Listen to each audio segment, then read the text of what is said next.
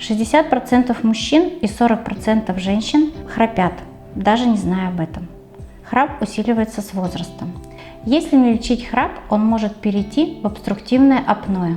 Это кратковременная остановка дыхания во время сна, что может повлечь за собой нарушение мозгового кровообращения, снижение памяти, заболевания сердечно-сосудистой системы, также снижение потенции. В нашей клинике лечение храпа проводится на современной, безопасной и эффективной лазерной системе Photon. Заключается в обработке лазерным лучом тканей горла. В результате волокна коллагена сокращаются, уплотняются, и мы уменьшаем синдромы апноэ во сне. Все процедуры длятся не более 20 минут и не требуют дополнительной анестезии. После процедур каждый пациент может вести обычный образ жизни. Курс состоит из 3 процедур с интервалом 14 дней.